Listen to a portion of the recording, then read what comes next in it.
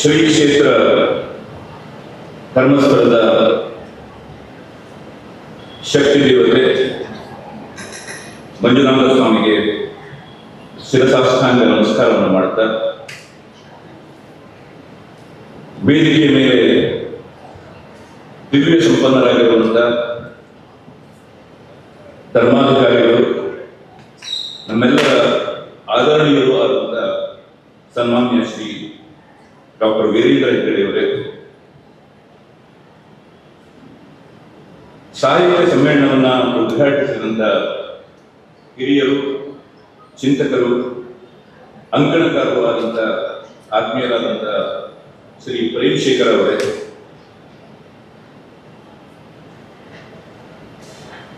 ಆತ್ಮೀಯರಾದಂಥ Shri D Harshendra Kumar ಅವರೇ,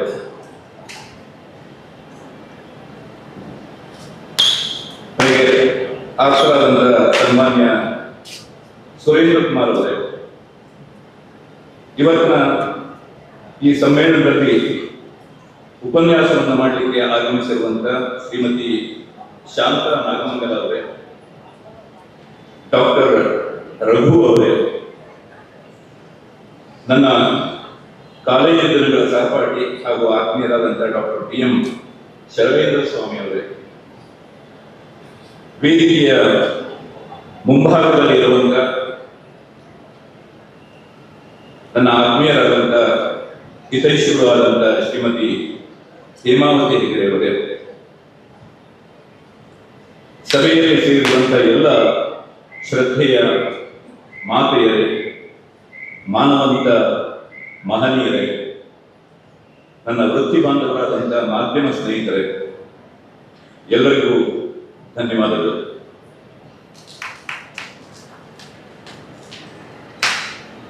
ಇದೊಂದು ವಿಶೇಷವಾದಂತಹ ಗೌರವ ಸಜ್ಜನಿಕೆಯನ್ನ ಹೊಮ್ಮಿಸುವಂತಹ ವೈಭವದ ಛಾಯೆಯನ್ನು ಹೊಂದಿರುವಂತಹ ಒಂದು ಸಭಾಮಂಟಪ ಅಂತ ನಾನು ಭಾವಿಸಿದ್ದೇನೆ. ಇಂಥ ಒಂದು ಕಾರ್ಯಕ್ರಮದಲ್ಲಿ ಭಾಗವಹಿಸುವಂಥದ್ದು, ಅದರಲ್ಲೂ ವಿಶೇಷವಾಗಿ ಈ ಸಾಹಿತ್ಯ ಸಮ್ಮೇಳನದ ಅಧ್ಯಕ್ಷತೆಯನ್ನ ವಹಿಸುವಂಥದ್ದು ನನ್ನ ಜೀವನದ ಸುಕೃತ ಮತ್ತು ಅವಿಸ್ಮರಣೀಯ ಘಟನೆಗಳಲ್ಲಿ ಒಂದು ಅಂತ ನಾನು ಭಾವಿಸಿದ್ದೇನೆ. ಇಂಥ ಒಂದು ಅವಕಾಶವನ್ನು ಕಲ್ಪಿಸಿಕೊಟ್ಟಂತ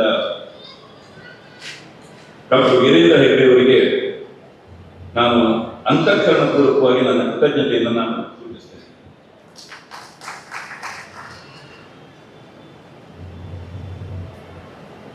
ನಾನು ಧರ್ಮಸ್ಥಳಕ್ಕೆ ಬರದೆ 3-4 ವರ್ಷಗಳಾಗಿದೆ.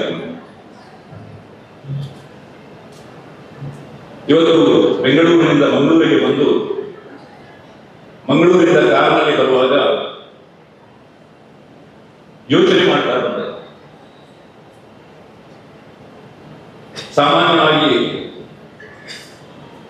ಅನಿಸುವುದಕ್ಕಿಂತ ವಿಶೇಷವಾಗಿ ನನಗೆ ಈ ಸಲದ ಪ್ರಯಾಣ ಒಂದು ವಿಚಿತ್ರ ಅನುಭವವನ್ನು ನೀಡುತ್ತೆ ಅನ್ನುವಂಥದ್ದನ್ನ ನಿಮ್ಮ ಮುಂದೆ ಹಂಚಿಕೊಳ್ಬಹುದು ಅಂತ ಅನ್ಕೊಂಡಿದ್ದೇನೆ. ಧರ್ಮಸ್ಥಳಕ್ಕೆ ಆಗಮಿಸ್ತಾ ಇರುವಾಗ ನನ್ನ ಮನಸ್ಸಿನಲ್ಲಿ ಅನಿಸ್ತು, ಇಲ್ಲಿನ ಎಲ್ಲ ಸಂದೇಹದ ಗುಂಡಿಗಳೆಲ್ಲ ಮುಚ್ಚಿ ಹೋಗಿದ್ದನ್ನು ನಾನು ಕಂಡೆ ಅಂತೆ.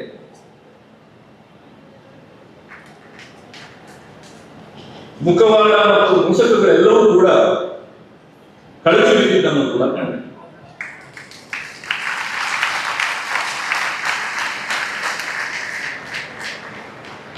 ಬುರುಡೆಗಳೆಲ್ಲ ಬರಿದಾಗಿದ್ದನ್ನು ಕೂಡ ಕಂಡೆ.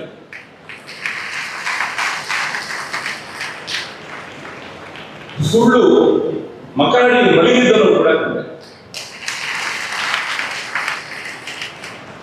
ಸತ್ಯ ಗೆದ್ದಿದ್ದನ್ನು ಕೂಡ ಕಂಡೆ.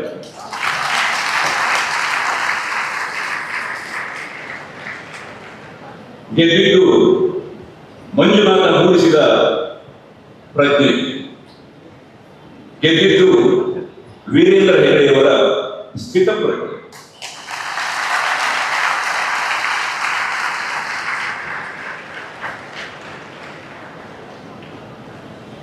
ನಾನು ಇದನ್ನು ವಿವರಿಸಬೇಕಾಗಿಲ್ಲ, ಎಲ್ಲರಿಗೂ ಕೂಡ ನಮಗೆ ಚೆನ್ನಾಗಿ ಅರ್ಥ ಆಗಿದೆ.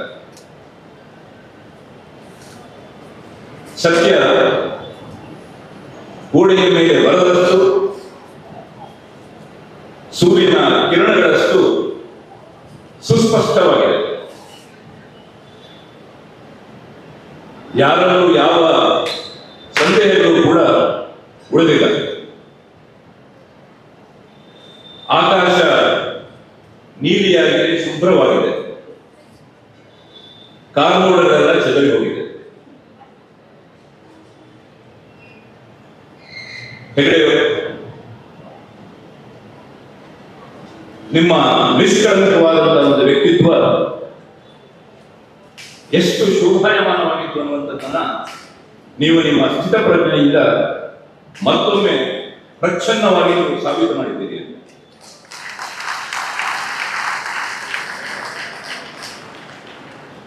ಧರ್ಮಸ್ಥಳ ಕೇವಲ ನಮ್ಮ ರಾಜ್ಯ ಅಲ್ಲ, ನಮ್ಮ ರಾಷ್ಟ್ರ ಅಲ್ಲ, ಅಂತಾರಾಷ್ಟ್ರೀಯ ಮಟ್ಟದ ನಮ್ಮ ರಾಜ್ಯದ ಒಂದು ಹೆಮ್ಮೆಯ ಅಗ್ರಪಂಕ್ತಿಯ ಧಾರ್ಮಿಕ ಮತ್ತು ಶ್ರದ್ಧಾ ಕೇಂದ್ರ. ಇದನ್ನ ದಿಗ್ದರ್ಶನಕ್ಕೆ ತೆಗೆದುಕೊಂಡು ಹೋದಂತಹ ಅಗ್ಗಳಿಕೆ ನಿಮ್ಮದು. ಒಂದು ಧಾರ್ಮಿಕ ಕೇಂದ್ರವನ್ನ ಮೂಲವಾಗಿಟ್ಟುಕೊಂಡು ಸಮಾಜವನ್ನ ಬಹುಮುಖಿ ಆಯಾಮಗಳಲ್ಲಿ ಹೇಗೆ ಅಭಿವೃದ್ಧಿಪಡಿಸಬಹುದು ಅನ್ನೋದನ್ನ ನೀವು ಧರ್ಮಸ್ಥಳ ಅನ್ನುವಂತಹ ಒಂದು ಜ್ವಲಂತ ನಿದರ್ಶನದ ಮೂಲಕ ನೀವು ತೋರಿಸಿಕೊಟ್ಟಿದ್ದೀನಿ. ಅನ್ನ, ಅಕ್ಷರ, ಆರೋಗ್ಯ ಮತ್ತು ಅಭಯ, ಈ ಮೂಲಕ ನೀವು ಹಾಕುವಂತಹ ಮೇಲ್ಪಂಕ್ತಿ ಇಡೀ ನಾಡಿಗೆ ಒಂದು ಆದರ್ಶ ಅಂತ ನಾನು ಭಾವಿಸಿದ್ದೇನೆ. ಬಹುಶಃ ಈ ಸಭೆಯೂ ಕೂಡ ಅದನ್ನ ಚಪ್ಪಾಳೆ ಹೊಡೆಯುವುದರ ಮೂಲಕ ಅನುಮೋದಿಸುತ್ತೆ ಅಂತ ನಾನು ಅನ್ಕೊಂಡಿದ್ದೇನೆ.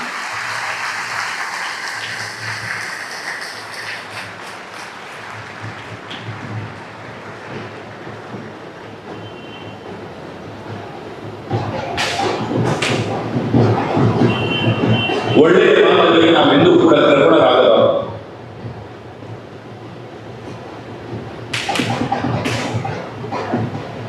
ಹೆಗಡೆಯವರ ಆದರ್ಶ ಏನು ಅನ್ನುವಂಥದ್ದನ್ನ ಈ ನಾಡು ಕಂಡಿದೆ. ಅದನ್ನ ನಾವು ಸ್ಮರಿಸದೆ ಹೋದರೆ ನಾವು ಕೃತಜ್ಞರಾಗ್ತೇವೆ. ನಾನು ಕಳೆದ 50 ವರ್ಷಗಳಿಂದ ಧರ್ಮಸ್ಥಳಕ್ಕೆ ಬರ್ತಾ ಇದ್ದೇನೆ. ಈ 50 ವರ್ಷಗಳಲ್ಲಿ ಹೆಗಡೆಯವರು ನಮ್ಮ ಮುಂದೆ ಧರ್ಮಸ್ಥಳವನ್ನ ಅನಾವರಣಗೊಳಿಸಿದಂತ ಒಂದು ರೀತಿ, ಇದು ಯಾವ ಜೀವ ಒಂದು ಆದರ್ಶವಾಗಿರುತ್ತೆ ಅನ್ನುವಂಥದ್ದನ್ನ ನಾವೆಲ್ಲರೂ ಕೂಡ ಒಪ್ಪಲೇಬೇಕು. ಇವತ್ತಿನ ಈ ಕಾರ್ಯಕ್ರಮ ಲಕ್ಷ ದೀಪೋತ್ಸವ ಕಳೆದ 93 ವರ್ಷಗಳಿಂದ ನಿರಂತರವಾಗಿ ಅವ್ಯಾಹತವಾಗಿ ನಡೆದುಕೊಂಡು ಬರ್ತಾ ಇರುವಂತಹ ಒಂದು ಶ್ರದ್ಧೆಯ ಕಾರ್ಯಕ್ರಮ. ದೀಪ ಅಂತಂದ್ರೆ ಜ್ಞಾನದ ಒಂದು ಶಲಾಕೆ ಹಾಗೆ. ಕಗ್ಗತ್ತಲನ್ನ ನಿವಾರಿಸಿ ನಮ್ಮನ್ನ ಜ್ಞಾನದ ಕಡೆಗೆ ಒಯ್ಯುವಂತಹ ಒಂದು ಅಪೂರ್ವವಾದ ಸಾಂಕೇತಿಕ ಯಾತ್ರೆ ದೀಪೋತ್ಸವ. ಅಂಥ ದೀಪೋತ್ಸವದಲ್ಲಿ ಸಾಹಿತ್ಯ ಸಮ್ಮೇಳನವನ್ನ ಆಯೋಜನೆ ಮಾಡಿರುವಂತದ್ದು ಹೆಗ್ಗಡೆಯವರ ವಿಶಾಲ ದೃಷ್ಟಿ, ದೂರದೃಷ್ಟಿ ಮತ್ತು ಸಮ್ಯಕ್ ದೃಷ್ಟಿಗೆ ಒಂದು ನಿದರ್ಶನ ಅಂತ ನಾನು ಭಾವಿಸಿದ್ದೇನೆ. ಇಂತಹ ಒಂದು ಸಂದರ್ಭದಲ್ಲಿ ಅವರು ಈಗ ಯಾವುದೋ ಒಂದು ಮನರಂಜನಾ ಕಾರ್ಯಕ್ರಮ ನಾವು ಕೊಡ್ಕೋಬೇಕು ಅಥವಾ ಹಾಸ್ಯೋತ್ಸವ ನಾವು ಕೊಡ್ಕೋಬೇಕು, ಆದರೆ ಗಂಭೀರವಾದಂತಹ ಒಂದು ವಿಷಯದ ಬಗ್ಗೆಯೂ ಕೂಡ ಚರ್ಚೆ ಆಗಬೇಕು ಅನ್ನುವಂತಹ ಒಂದು ಆಶಯದಿಂದ ಹಮ್ಮಿಕೊಂಡಿರುವಂತಹ ಈ ಒಂದು ಕಾರ್ಯಕ್ರಮ ನಿಜಕ್ಕೂ ಒಂದು ಯೋಗ ಅಂತ ನಾನು ಭಾವಿಸಿದ್ದೇನೆ. ನಾನು ಯೋಚನೆ ಮಾಡ್ತಾ ಇದ್ದೆ, ಸಾಹಿತ್ಯ ಸಮ್ಮೇಳನದಲ್ಲಿ ಲಕ್ಷದೀಪೋತ್ಸವದಲ್ಲಿ ಸಾಹಿತ್ಯ ಸಮ್ಮೇಳನ ಏರ್ಪಡಿಸುವಂಥದ್ದು ಯಾಕೆ? ಸಾಹಿತ್ಯ ಅಂತಂದ್ರೆ ಕೇವಲ ಪುಸ್ತಕಗಳಿಗೆ ಮಾತ್ರ ಸೀಮಿತ ಆಗಿದ್ದಲ್ಲ. ಸಾಹಿತ್ಯ ಅಂತಂದ್ರೆ ನಮ್ಮ ಜೀವನಕ್ಕೆ ಸಂಬಂಧಪಟ್ಟಿದ್ದು, ನಮ್ಮ ಬದುಕಿಗೆ ಸಂಬಂಧಪಟ್ಟಿದ್ದು, ನಮ್ಮ ಸಮಾಜಕ್ಕೆ ಸಂಬಂಧಪಟ್ಟಿದ್ದು. ಇತ್ತೀಚೆಗೆ ದಿಲ್ಲಿಯಲ್ಲಿ ಒಂದಷ್ಟು ಭಾಷಾ ವಿಜ್ಞಾನಿಗಳು ಸೇರಿ ಒಂದು ಚಿಂತನೆಯನ್ನು ಮಾಡ್ತಾರೆ.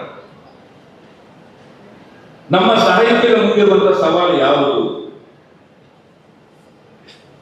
2 ದಿವಸಗಳ ಕಾಲ ಚಿಂತನೆ ಮಾಡಿದ ನಂತರ ಅವರಿಗೆ ಅನಿಸಿದೆ ಏನು ಅಂತಂದ್ರೆ, ನಮ್ಮ ಸಾಹಿತ್ಯಕ್ಕೆ ಇರುವಂತಹ ಬಹಳ ದೊಡ್ಡ ಸವಾಲು ಯಾವುದು ಅಂತಂದ್ರೆ ಭಾಷೆ. ಇವತ್ತು ಭಾರತೀಯ ಎಲ್ಲ ಭಾಷೆಗಳು ಕೂಡ ಒಂದು ಅಪಾಯವನ್ನ ಇವತ್ತು ಎದುರಿಸ್ತಾ ಇದೆ. ಯಾವ ಭಾಷೆಯೂ ಕೂಡ ಅದರ ಪರಿಶುದ್ಧತೆಯನ್ನ, ಸ್ವಚ್ಛತೆಯನ್ನ ಉಳಿಸಿಕೊಳ್ಳಿಕ್ಕೆ ವಿಫಲ ಆಗ್ತಾ ಇರುವಂತದನ್ನ ಆ ಚಿಂತನೆಯಲ್ಲಿ ಅವರು ಕಂಡುಕೊಂಡರು. ಏನಾಗ್ತಾ ಇದೆ ನೀವು ಗಮನಿಸಿ. ನಮ್ಮ ಸಾಹಿತ್ಯಕ್ಕೆ ಸೇರ್ಪಡೆಯಾಗಿರುವಂತದ್ದು ಭಾಷೆ. ಭಾಷೆ ಅಂತಂದ್ರೆ ಅಕ್ಷರ. ಅಕ್ಷರ ಅಂತಂದ್ರೆ ಕ್ಷರವಿಲ್ಲದ್ದು ಅಂತ, ಅಂದ್ರೆ ನಾಶಪಡಿಸಲಿಕ್ಕೆ ಸಾಧ್ಯ ಇಲ್ಲ. ಅಕ್ಷರ ಅನ್ನುವಂಥದ್ದು ಚಿರಶಾಶ್ವತವಾದದ್ದು. ಅಂತಹ ಭಾಷೆಗೆ ಇವತ್ತು ಸವಾಲು ಬಂದಿರುವಂಥದ್ದು, ಆತಂಕ ಬಂದಿರುವಂಥದ್ದನ್ನ ನಾವೆಲ್ಲರೂ ಕೂಡ ಕಾಣ್ತೇವೆ. ನಮ್ಮ ನಾಲಿಗೆಯ ಮೇಲೆ ನಮಗೆ ಗೊತ್ತಿಲ್ಲದ ಹಾಗೆ ಇಂಗ್ಲಿಷ್ ಪದಗಳನ್ನು ಕೊಟ್ಟುಕೊಂಡಿದೆ. ಕಳೆದ 20-25 ವರ್ಷಗಳಲ್ಲಿ ನಮ್ಮ ಭಾಷೆ ತಕ್ಕ ಮಟ್ಟಿಗೆ ವಿರೂಪ ಆಗ್ತಾ ಇರುವಂತದ್ದನ್ನು ಕೂಡ ನಾವು ಕಾಣ್ತಾ ಇದ್ದೇವೆ. ನಾವು 20-25 ವರ್ಷಗಳ ಹಿಂದೆ ಇಷ್ಟೊಂದು ಇಂಗ್ಲಿಷ್ ಪದಗಳನ್ನು ನಾವು ಬಳಸ್ತಾ ಇರಲಿಲ್ಲ. ಈಗ ನಮ್ಮ ಮಾತಿನಲ್ಲಿ ಹೆಚ್ಚು ಇಂಗ್ಲಿಷ್ ಪದಗಳು, ಉಚ್ಚಾರಗಳೆಲ್ಲವೂ ಕೂಡ ಕನ್ನಡದಲ್ಲಿ. ಈ ಬೆಂಗಳೂರಿನಲ್ಲಿ ಹೇಳ್ತಾರಲ್ಲ, ಏನ್ ಸರ್ ಟ್ರೈನ್ 10 minutes ಲೇಟ್ ಅಂತ. ನೀವೇ ಯೋಚನೆ ಮಾಡಿ ಅಂತ, ಇದರಲ್ಲಿ ಟ್ರೈನು, ಲೇಟ ಎಲ್ಲವೂ ಕೂಡ ಇಂಗ್ಲಿಷ್ ಪದಗಳು, ಉಚ್ಚಾರ ಮಾತ್ರ ಕನ್ನಡ. ಇದನ್ನ ಬೆಂಗಳೂರು ಕನ್ನಡ ಅಥವಾ FM ಕನ್ನಡ ಅಂತ ನಾವು ಕರಿತೀವಿ. ಇವತ್ತು ನಮ್ಮ ಮನೆಗಳಲ್ಲೂ ಕೂಡ ಹಾಗೆ ಸುಮಾರು 60-65 ಭಾಗ ನಾವು ಇಂಗ್ಲಿಷ್ ಪದಗಳನ್ನೇ ಬಳಸುವಂಥದ್ದು. ಕನ್ನಡದಲ್ಲಿ ಒಂದು ಅದ್ಭುತವಾದಂತಹ ಒಂದು ಶಬ್ದ ಇದೆ, ಆತ್ಮವಿಶ್ವಾಸ ಅನ್ನೋದು ಒಂದು ಪದ. ಬಹುಶಃ ನಮ್ಮ ಜೀವನದಲ್ಲಿ ಮಿಗಿಲಾದಂತದ್ದು, ಆತ್ಮಕ್ಕಿಂತ ಮಿಗಿಲಾಗಿದ್ದು ಯಾವುದಿಲ್ಲ. ಆ ಆತ್ಮಕ್ಕೆ ವಿಶ್ವಾಸವನ್ನು ಕೊಡುವಂಥದ್ದು, ಆತ್ಮಕ್ಕೆ ಬಲವನ್ನು ಕೊಡುವಂಥದ್ದು ಆತ್ಮವಿಶ್ವಾಸ. ಆದ್ರೆ ನಾವು ಆತ್ಮವಿಶ್ವಾಸ ಹೇಳುವಂತಹ ಒಂದು ಸಂದರ್ಭದಲ್ಲಿಯೂ ಕೂಡ ನಾವು ಕಾನ್ಫಿಡೆನ್ಸ್ ಅಂತ ಹೇಳ್ತೀವಿ. ಕಾನ್ಫಿಡೆನ್ಸ್ ಅಲ್ಲಿ ಆತ್ಮ ಅನ್ನುವಂಥದ್ದು ಇಲ್ಲ ಅಲ್ಲಿ. ಹೀಗೆ ನಾವು 100 ಉದಾಹರಣೆಗಳನ್ನು ಕೊಡಬಹುದು. ಬಹುಶಃ ಪರಿಪೂರ್ಣವಾದಂತಹ ಒಂದು ಭಾಷೆ ಇದ್ದರೆ, ಜಗತ್ತಿನಲ್ಲಿ ಅತ್ಯಂತ ಪರಿಪೂರ್ಣವಾದಂತಹ ಒಂದು ಭಾಷೆ ಇದ್ದರೆ ಅದು ಕನ್ನಡವೂ ಕೂಡ ಒಂದು. 2000 ವರ್ಷಗಳಿಗಿಂತ ಹೆಚ್ಚು ಇತಿಹಾಸ ಇರುವಂತಹ, ವೈಶಿಷ್ಟ್ಯ ಇರುವಂತಹ ಜಗತ್ತಿನ 3 ಭಾಷೆಗಳಲ್ಲಿ ಕನ್ನಡವೂ ಕೂಡ ಒಂದು. ಅಂಥ ಒಂದು ಭಾಷೆಯನ್ನ ನಾವು ಇವತ್ತು ಸ್ವಲ್ಪ ವಿರೂಪಗೊಳಿಸ್ತಾ ಇದ್ದೇವೇನೋ ಅನ್ನುವಂತ ಒಂದು ಆತಂಕ ನಮ್ಮನ್ನು ಕಾಡ್ತಾ ಇದೆ. ಜಗತ್ತಿನ ಅತ್ಯಂತ ಸುಂದರವಾದಂತಹ 10 ಲಿಪಿಗಳಲ್ಲಿ 3ನೇ ಸ್ಥಾನದಲ್ಲಿ ಕನ್ನಡಕ್ಕೆ ಸಿಗುತ್ತೆ. ನಮ್ಮಲ್ಲ ಎಲ್ಲರಿಗೂ ಕೂಡ ಒಂದು ತಪ್ಪು ಕಲ್ಪನೆ ಇದೆ. ಜಗತ್ತಲ್ಲಿ ಅತಿ ಹೆಚ್ಚು ಜನ ಇಂಗ್ಲಿಷ್ನಲ್ಲಿ ಮಾತನಾಡ್ತಾರೆ. ಆ ಇಂಗ್ಲಿಷ್ಗೆ ಅದರದೇ ಆದಂತಹ ಒಂದು ಸ್ವಂತ ಲಿಪಿ ಅನ್ನುವಂಥದ್ದು ಇಲ್ಲ. ಅದು ರೋಮನ್ ಲಿಪಿಯಲ್ಲಿ ಇವತ್ತು ಇಂಗ್ಲಿಷ್ ಆ ಲಿಪಿಯನ್ನ ಕನ್ನಡ ತಗೊಂಡಿದೆ. ಭಾರತದಲ್ಲಿ ಅತಿ ಹೆಚ್ಚು ಮಾತನಾಡುವಂತಹ ಹಿಂದಿ ಭಾಷೆಯನ್ನ ದೇವನಾಗರಿ ಲಿಪಿಯಲ್ಲಿ ಇವತ್ತು ಬರೀತಾರೆ. ಕನ್ನಡಕ್ಕೆ ಅದರದೇ ಆದಂತಹ ಒಂದು ಲಿಪಿ ಇದೆ, ಸುಂದರವಾದಂತಹ ಒಂದು ಲಿಪಿ ಇದೆ. ನೀವು ಕನ್ನಡದ ಎಲ್ಲ ಅಕ್ಷರಗಳನ್ನ ನೋಡಿ, ಅದು ಪೂರ್ಣಚಂದ್ರ ಅಥವಾ ಅರ್ಧಚಂದ್ರ. ನಿಮ್ಗೆ ಮ ಅಂತೇಳಿ ಬರೆದ್ರೆ ಅರ್ಧಚಂದ್ರ, 2 ಅರ್ಧಚಂದ್ರಗಳಿಂದ ಮ. ಕ ಅಂತಂದ್ರೆ ಪೂರ್ಣಚಂದ್ರ. ಹೀಗೆ ನೀವು ಯಾವುದೇ ಅಕ್ಷರವನ್ನು ತಗೊಳ್ಳಿ, ಅದು ಅರ್ಧಚಂದ್ರ ಆಗಿರುತ್ತೆ, ಪೂರ್ಣಚಂದ್ರ ಆಗಿರುತ್ತೆ. ನಮ್ಮ ಕಣ್ಣಿರುವಂತದ್ದು ಪೂರ್ಣಚಂದ್ರ, ಒಂದು ಗೋಲಾಕಾರದಲ್ಲಿರುವುದು. ಹೀಗಾಗಿ ಕನ್ನಡದ ಲಿಪಿ ಅತ್ಯಂತ ಸುಂದರವಾದಂತಹ ಒಂದು ಲಿಪಿ. ಕನ್ನಡದ ಭಾಷೆ ಅತ್ಯಂತ ಸುಂದರವಾದಂತಹ ಒಂದು ಭಾಷೆ. ನೀವು ಕನ್ನಡದ ಅಥವಾ ಇಂಗ್ಲಿಷಿನ ಯಾವುದೇ ಪದಗಳನ್ನು ಹೇಳಿ ಅದಕ್ಕೆ ಸರಿಯಾದಂತಹ ಸಮನಾದಂತಹ ಕನ್ನಡ ಪದವನ್ನು ನಾನು ಹೇಳ್ತೇನೆ ಅಂತ. ನೀವು ಯಾವುದೇ ಶಬ್ದವನ್ನು ಹೇಳಿ, ಇಂಗ್ಲಿಷ್ನಲ್ಲಿ ಯಾವುದೇ ಶಬ್ದವನ್ನು ಹೇಳಿ ಅದಕ್ಕೆ ಸರಿಯಾದಂತಹ ಕನ್ನಡ ಶಬ್ದವನ್ನು ನಾನು ಹೇಳ್ತೇನೆ. ಯಾಕೆ ಅಂತಂದ್ರೆ ಕನ್ನಡದ ಭಾಷಾ ಸಂಪತ್ತು ಅಷ್ಟು ಸಮೃದ್ಧವಾಗಿದೆ, ಶ್ರೀಮಂತವಾಗಿದೆ. ನಾವು ಬೇರೆ ಭಾಷೆಗಳನ್ನ ತೆಗೆದುಕೊಳ್ಳಬೇಕಾದಂತ ಅಗತ್ಯ ಇಲ್ಲ. ನಾನು ಕೂಡ ಇಂಗ್ಲೆಂಡ್ನಲ್ಲೇ ಓದದವನು, ನಾನು ಕೂಡ ಥೇಮ್ಸ್ ನದಿಯ ನೀರನ್ನೇ ಕುಡಿದವನು. ಆದ್ರೆ ನನಗೆ ಕನ್ನಡ ನಿರರ್ಗಳವಾಗಿ ಬರುತ್ತೆ, ಕನ್ನಡ ಮೊದಲ ಭಾಷೆಯಾಗಿ ಬರುತ್ತೆ.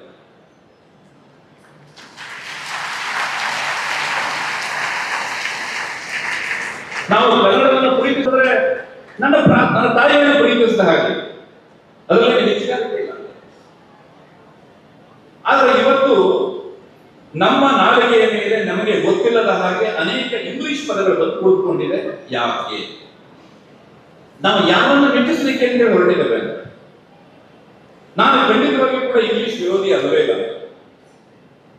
ಇದೇ ಭಾಷಣವನ್ನು ನೀವು ಇಂಗ್ಲಿಷ್ನಲ್ಲಿ ಮಾಡಿ ಅಂದ್ರೆ ಇಷ್ಟೇ ಪ್ರಬುದ್ಧವಾಗಿ ನಾನು ಇಂಗ್ಲಿಷ್ನಲ್ಲಿ ಕೂಡ ಮಾತನಾಡಬಲ್ಲೆ. ಆದ್ರೆ ಒಂದೇ ಒಂದು ಇಂಗ್ಲಿಷ್ ಪದವನ್ನು ಬಳಸದೆ ಕನ್ನಡದಲ್ಲೂ ಕೂಡ ಮಾತಾಡುತ್ತೆ. ಕನ್ನಡ ಶ್ರೀಮಂತವಾದಂತಹ ಒಂದು ಭಾಷೆ. ನಮ್ಮಲ್ಲಿ ನಮಗೆ ಎದುರುಗಡೆ ಇದ್ದವರು ಕನ್ನಡಿಗ ಅನ್ನುವಂಥದ್ದು ಗೊತ್ತಿರುತ್ತೆ ನನಗೆ. ಆದರೂ ಕೂಡ ನಾವು ಇಂಗ್ಲಿಷ್ನಲ್ಲೇ ಮಾತಾಡ್ತೇವೆ. 2 ಜನ ತಮಿಳರು ಸೇರಿದ್ರೆ ತಮಿಳಲ್ಲೇ ಮಾತಾಡ್ತಾರೆ.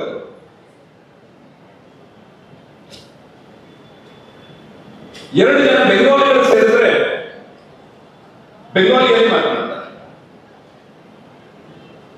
2 ಜನ ತಮಿಳರು ತಮಿಳಿನಲ್ಲೇ ಮಾತಾಡ್ತಾರೆ. ಇದು ಬೆಂಗಳೂರಿನಲ್ಲಿ 2 ಜನ ಯಾರಾದರೂ ಇಂಗ್ಲಿಷ್ನಲ್ಲಿ ಮಾತಾಡ್ತಾ ಇದ್ದಾರೆ ಅಂತ ಅವರು ಕನ್ನಡಿಗರೇ.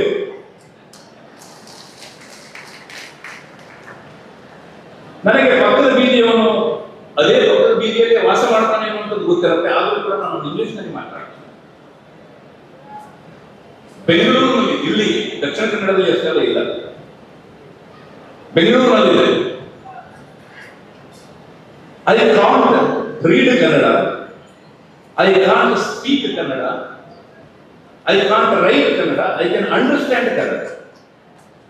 ಕನ್ನಡಿಗರು ಬೇರೆ ಯಾರು ಅಲ್ಲ, ಹೀಗೆ ಹೇಳುವವರು ಬೇರೆಯವರು ಅಲ್ಲವೇ ಅಲ್ಲ. ಹಾಗಂತ ಹೇಳಿ ಇವರು ಇಂಗ್ಲಿಷ್ ಬಹಳ ಚೆನ್ನಾಗಿದೆಯಾ? ಖಂಡಿತವಾಗಿಯೂ ಕೂಡ ಇಂಗ್ಲಿಷ್ ಚೆನ್ನಾಗಿದೆ. ಇವರಿಗೆ ಶೇಕ್ಸ್ಪಿಯರ್ ಇಂಗ್ಲಿಷ್ ಅಂತೂ ಬರೋದೇ ಇಲ್ಲ.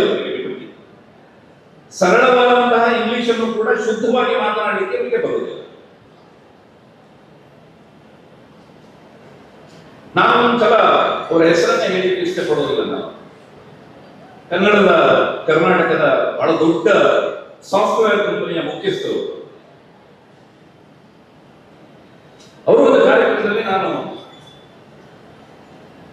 ಕನ್ನಡದಲ್ಲಿ ಒಂದು ಅವರೇ ಇವರೇ ಎಲ್ಲರಿಗೂ ನಮಸ್ಕಾರ ಅಂತ ಹೇಳಿ ನಾನು ಇಂಗ್ಲಿಷ್ಗೆ ಮಾತಾಡ್ತೀನಿ ಅಂತ ಹೇಳಿದ್ರು. ನನ್ನ ಕನ್ನಡ ಅಷ್ಟು ಶುದ್ಧವಾಗಿಲ್ಲ, ನಾನು ಇಂಗ್ಲಿಷ್ನಲ್ಲಿ ಮಾತಾಡ್ತೀನಿ. ನಾನು ಅಲ್ಲೇ ನಿಮ್ಗೆ ಕೇಳಿದೆ ಅಂತ, ಸರ್ ನೀವು ಹೇಗೆ ಮಾತಾಡಿ ಪರವಾಗಿಲ್ಲ, ನಮಗೆ ಅರ್ಥ ಆಗುತ್ತೆ. ಯಾಕೆ ನಿಮಗೆ ನಮ್ಮ ಭಾಷೆಯ ಬಗ್ಗೆ ಈ ರೀತಿಯಾದಂತ ನಿರಭಿಮಾನ ಯಾಕೆ? ನೀವು ಓದಿದ್ದು ಈಗ ಭಾಷೆ ಅಂತಂದ್ರೆ ಒಂದು ರೀತಿ ಸೈಕಲ್ ಇದ್ದಾಗೆ, ಸೈಕಲ್ ಹೊಡೆದಾಗಿದೆ, ಈಜು ಕಲ್ತಾಗನೆ. ಒಂದು ಸಲ ನೀವು ಕಲ್ತ್ರೆ ಅದು ಮನೆಯಲ್ಲಿ ಸಾಧ್ಯವೇ ಇಲ್ಲ. ನೀವು ಹೇಗೆ ಮಾಡ್ಕೊಳ್ತೀರಿ? ನೀವೆಲ್ಲ ಇಂಗ್ಲೆಂಡಿಗೆ ಹೋದ ತಕ್ಷಣ, ಅಮೆರಿಕಕ್ಕೆ ಹೋದ ತಕ್ಷಣ ನೀವು ಭಾಷೆ ಹೇಗೆ ಮಾಡ್ಕೋಗತ್ತೆ? ನಮ್ಮ ಶ್ರೀವತ್ಸ ಜೋಶಿ ಅವರು ಅಮೆರಿಕದಲ್ಲಿ ಇದ್ದಾರೆ, 20-25 ವರ್ಷಗಳಿಂದ ಇದ್ದಾರೆ. ಸ್ವಚ್ಛ ಕನ್ನಡ ಅಭಿಯಾನವನ್ನು ಅವರು ಅಮೆರಿಕದಿಂದ ಆರಂಭ ಮಾಡಿದ್ದಾರೆ. ಅಮೆರಿಕದಲ್ಲಿ 25 ವರ್ಷಗಳ ಕಾಲ ಇದ್ದು ಕನ್ನಡಿಗರಿಗೆ ಸ್ವಚ್ಛವಾದಂತಹ ಕನ್ನಡವನ್ನ, ಶುದ್ಧವಾದ ಕನ್ನಡವನ್ನ, ಪರಿಶುದ್ಧವಾದ ಕನ್ನಡವನ್ನ ಅವರು ಹೇಳ್ತಾ ಇದ್ದಾರೆ. ಕನ್ನಡವನ್ನ ಬಳಸಬೇಕಾದಂತವರು, ಬರೀಬೇಕಾದಂತವರು ನಾವೇನೆ. ಡೊನಾಲ್ಡ್ ಟ್ರಂಪ್ ಅಂತೂ ಕನ್ನಡದಲ್ಲಿ ಮಾತಾಡಬೇಕು ಅಂತ ನಾವು ಯಾರು ಕೂಡ ಬಯಸೋದಿಲ್ಲ. ನ್ಯೂಯಾರ್ಕಿನ ಮೇಯರ್ ಬಂದು ಕನ್ನಡವನ್ನು ಮಾತಾಡಬೇಕು ಅಂತ ನಾವು ಬಯಸೋದಿಲ್ಲ. ಕನ್ನಡವನ್ನು ನಾವೇ ಮಾತಾಡಬೇಕು, ಕನ್ನಡವನ್ನು ನಾವೇ ಬಳಸಬೇಕು. ಕನ್ನಡ ಶ್ರೀಮಂತವಾದ ಭಾಷೆ, ಪರಿಪೂರ್ಣವಾದಂತಹ ಭಾಷೆ, ವೈಜ್ಞಾನಿಕವಾದಂತಹ ಭಾಷೆ.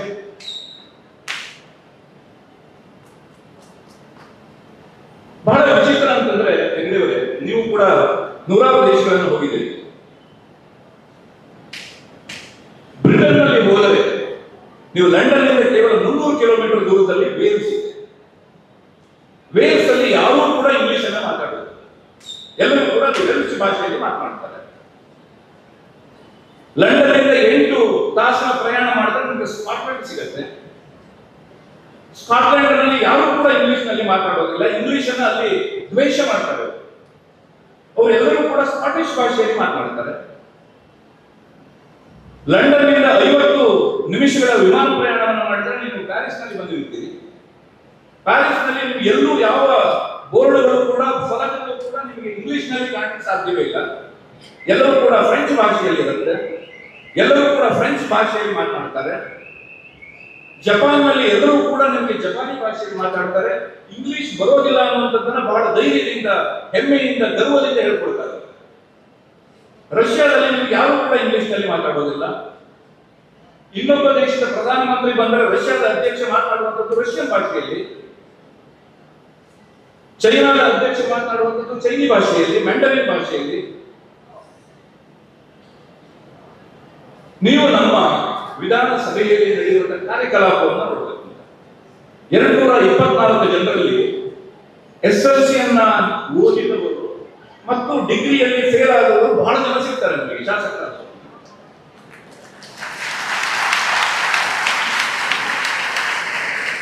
ನಮ್ಮ ರಾಜ್ಯ ಸಂಸ್ಕೃತದಲ್ಲಿ ಪರಿಪೂರ್ಣವಾಗಿ ಕನ್ನಡದಲ್ಲೇ ಮಾತನಾಡಬೇಕಾದಂತಹ ಪರಿಸ್ಥಿತಿ ಇದೆ. ಯಾರಿಗೂ ಕೂಡ ಇಂಗ್ಲಿಷ್ ಪರಿಪೂರ್ಣವಾಗಿ ಬರೋದಿಲ್ಲ.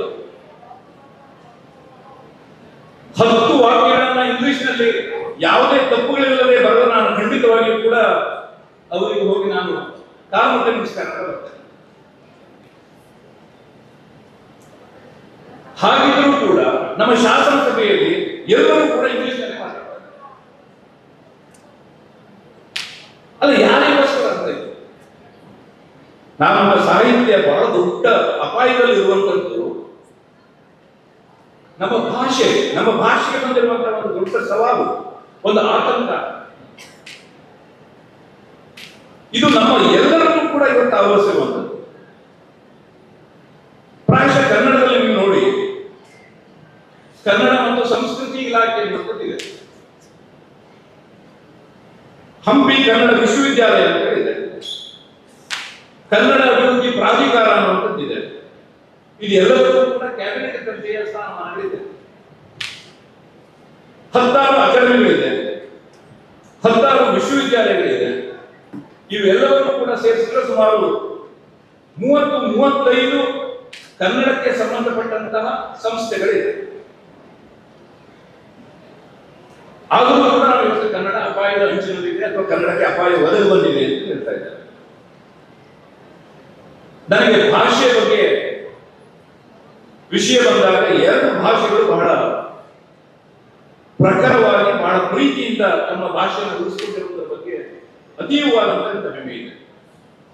ಮೊದಲನೇದಾಗಿ ನಮ್ಮ ದಕ್ಷಿಣ ಕನ್ನಡದ ತುಳು ಭಾಷೆಗಳು, ಎರಡನೇದಾಗಿ ಇಸ್ರೇಲಿನ ಹೀಬ್ರೂ ಭಾಷೆ. ನಾವೆಲ್ಲರೂ ಕೂಡ ತುಳು ತುಳುದಲ್ಲೇ ಮಾತಾಡಬೇಕು ಅಂತ ಹೇಳಿ ಚಳುವಳಿ ಆಗಿದ್ದಂತ ನಾನು ಇಲ್ಲಿ ತನಕ ನಾನಂತೂ ಕೇಳಿಲ್ಲ. ನನ್ನ ಮನೆಯಲ್ಲಿ ಭಾಷೆ ಯಾವುದೇ ಆಗಿದ್ದಿರ್ಬೋದು, ನಾನು ಅಂಗಳಕ್ಕೆ ಬಂದಾಗ ನಾನು ತುಳುದಲ್ಲೇ ಮಾತಾಡ್ತೇನೆ. ತುಳುದಲ್ಲಿ ಮಾತಾಡಬೇಕು ಅಂದ್ರೆ ಯಾರು ಕೂಡ ಇಲ್ಲಿ ತನಕ ಕಟ್ಟಪ್ಪಣೆಯನ್ನು ವಿಧಿಸಿಲ್ಲ. ಆದ್ರೂ ಕೂಡ ನಮಗೆ ತುಳು ಭಾಷೆ ನನಗೆ ಬಂದು ಬಿಡುತ್ತೆ. ನಾನು ಒಂದ್ಸಲ ಶ್ರವಣಬೆಳಗೊಳಕ್ಕೆ ಹೋಗಿದ್ದೆ. ಅಲ್ಲಿ ಹೋದಾಗ ನಮ್ಮ ಸ್ನೇಹಿತರೊಬ್ಬರು ಕರ್ಕೊಂಡು ಹೋಗಿದ್ದೆ. ಒಬ್ಬರು ದರ್ಬೆಯಲ್ಲಿ ಒಬ್ಬರ ಸ್ನೇಹಿತರನ್ನ ಕರ್ಕೊಂಡು ಹೋಗಿದ್ದೆ. ನಾನು ಅಲ್ಲಿ ಇದ್ದವರಿಗೆ ಪರಿಚಯ ಮಾಡಿಬಿಟ್ಟೆ. ಶ್ರವಣಬೆಳಗೊಳದಲ್ಲೂ ಕೂಡ ಹೆಚ್ಚಾಗಿ ಎಲ್ಲ ದಕ್ಷಿಣ ಕನ್ನಡದವರು ಇದ್ರು, ತುಳು ಭಾಷಿಕರು ಇದ್ರು. ಇವರು ಕೂಡ ಇವರು ನಮ್ಮ ಸ್ನೇಹಿತರು ದರ್ಬೆಯವರು ಅಂತ ಪರಿಚಯ ಮಾಡಿಕೊಡ್ತೆ. ದರ್ಬೆ ಅವರಿಗೆ ತಕ್ಷಣ ಶಾಕ್ ಹೊಡೆದಾಗ ಇತ್ತು. ಇವರು ದಕ್ಷಿಣ ಕನ್ನಡದವರು, ಇವರು ತುಳು ಭಾಷೆ ಅಂತ ತುಳುದಲ್ಲಿ ಮಾತಾಡೋದು ಸ್ಟಾರ್ಟ್ ಮಾಡ್ಬಿಟ್ರು. ಒಂದು 5 ನಿಮಿಷ ಆದ ನಂತರ ಇನ್ನೊಬ್ರು ಬಂದರು ಅಲ್ಲಿಗೆ. ಆಗ ಅವರು ಪರಿಚಯ ಮಾಡಿಕೊಡ್ತಾ ಇದ್ದಾರೆ. ಇವರು ನಮ್ಮವರು ದರ್ಬೆಯವರು, ಅವರು ವಿಶ್ವೇಶ್ವರ ಭಟ್ರು ಅಂತ. ಅಂದ್ರೆ 5 ನಿಮಿಷದಲ್ಲಿ ಅವರಾಗಿದ್ರು, ನಾನು ಯಾರೋ ಆಗಿದ್ದು ಅಂತ. ಇದು ಒಂದು ಭಾಷೆಯ ಒಂದು ಮಹಿಮೆ, ಭಾಷೆಗಳ ಒಂದು ಶಕ್ತಿ. ನಿಮಗೆ 800 ವರ್ಷಗಳ ಕಾಲ ಯಹೂದಿಗಳು ಇಸ್ರೇಲ್ನಲ್ಲಿ ಹೀಬ್ರೂ ಭಾಷೆಯನ್ನ ಯಾರು ಮಾತಾಡ್ತಾ ಇರಲಿಲ್ಲ. ನಿಮಗೆ ರೋಮನ್ ಸಾಮ್ರಾಜ್ಯದ ಸಂದರ್ಭದಲ್ಲಿ ಮತ್ತು ಒಟೋಮನ್ ಸಾಮ್ರಾಜ್ಯದ ಸಂದರ್ಭದಲ್ಲಿ ಹೀಬ್ರೂ ಭಾಷೆಯನ್ನ ಮಾತನಾಡಬಾರದು ಅಂತ ಕಟ್ಟಪ್ಪಣೆಯನ್ನು ವಿಧಿಸಿ ಹೀಬ್ರೂ ಭಾಷೆಯಲ್ಲಿರುವಂತಹ ಎಲ್ಲ ಗ್ರಂಥಗಳನ್ನು ಸುಟ್ಟು ಹಾಕಿ ಹೀಬ್ರೂ ಭಾಷೆಯನ್ನು ಮಾತನಾಡುವವರ ನಾಲಿಗೆಯನ್ನು ಕತ್ತರಿಸ್ತೇವೆ ಅಂತ ಹೇಳಿ 800 ವರ್ಷಗಳ ಕಾಲ ಆ ಭಾಷೆಗೆ ನಿಷೇಧವನ್ನು ಹೇಳಿದರು. ಇಸ್ರೇಲ್ ಸ್ವಾತಂತ್ರ್ಯ ಪಡೆದ ನಂತರ ಇವತ್ತು ಹೀಬ್ರೂ ಭಾಷೆ ಅನ್ನುವಂಥದ್ದು ಆ ದೇಶದ ಪ್ರಥಮ ಭಾಷೆಯಾಗಿದೆ. ನಾನು ನಾಳೆ ವಿಶ್ವವಾಣಿ ಆವೃತ್ತಿಯನ್ನು ಇಸ್ರೇಲ್ನಲ್ಲಿ ತರಬೇಕು ಅಂದ್ರೆ ನಾನು ಹೀಬ್ರೂ ಆವೃತ್ತಿಯಲ್ಲಿ ತರಬೇಕು. ಕೋಕೋ ಕೋಲಾದವರು ಅಲ್ಲಿ ಸಾಫ್ಟ್ ಡ್ರಿಂಕ್ ಅನ್ನು ತರಬೇಕು ಅಂತಂದ್ರೆ ಕೋಕೋ ಕೋಲಾ ಅನ್ನುವಂಥದ್ದನ್ನು ಹೀಬ್ರೂ ಭಾಷೆಯಲ್ಲಿ ಬರೀಬೇಕು. ನ್ಯಾಷನಲ್ ಜಿಯೋಗ್ರಾಫಿಕ್ ಮ್ಯಾಗಝಿನ್ ಅವರು, ಟೈಮ್ ಮ್ಯಾಗಝಿನ್ ಅವರು ಅಲ್ಲಿ ಆವೃತ್ತಿಯನ್ನು ಆರಂಭಿಸಿದಾಗ ಅವರು ಇಂಗ್ಲಿಷ್ ಭಾಷೆಗೆ ತರಲಿಕ್ಕೆ ಬಿಡಲಿಲ್ಲ ಅಂತ, ಹೀಬ್ರೂ ಭಾಷೆಯಲ್ಲಿ ನೀವು ಆವೃತ್ತಿ ತರೋದಿದ್ರೆ ಮಾತ್ರ ನಿಮಗೆ ಅನುಮತಿಯನ್ನು ಕೊಡ್ತೇವೆ ಅಂತ ಹೇಳಿ. ಇದು ಒಂದು ರೀತಿ ಭಾಷೆಯ ಪ್ರೇಮ ಅಂತ, ಒಂದು ಭಾಷೆಯನ್ನು ಬೆಳೆಸುವಂತ ಒಂದು ರೀತಿ, ಸಾಹಿತ್ಯವನ್ನು ಕೊರೆಯುವಂತ ಒಂದು ರೀತಿ. ನಮ್ಮ ಭಾಷೆಯನ್ನ ನಾವು ಕೊರೆಯದೆ ಬೆಳೆಸದೆ ನಾವು ಸಾಹಿತ್ಯವನ್ನು ಸೃಷ್ಟಿ ಮಾಡಲಿಕ್ಕೆ ಸಾಧ್ಯವೇ ಇಲ್ಲ. ಅಥವಾ ಇರುವಂತಹ ಸಾಹಿತ್ಯವನ್ನು ಕೂಡ ನಾವು ಕಳ್ಕೊಳ್ತೇವೆ. ಕನ್ನಡದ ಬಗ್ಗೆ ಆ ರೀತಿಯಾದ ಒಂದು ತಾತ್ಸಾರವನ್ನ, ಉದಾಸೀನವನ್ನ ನಾವು ಇಟ್ಕೊಳ್ಬೇಕಾಗಿಲ್ಲ.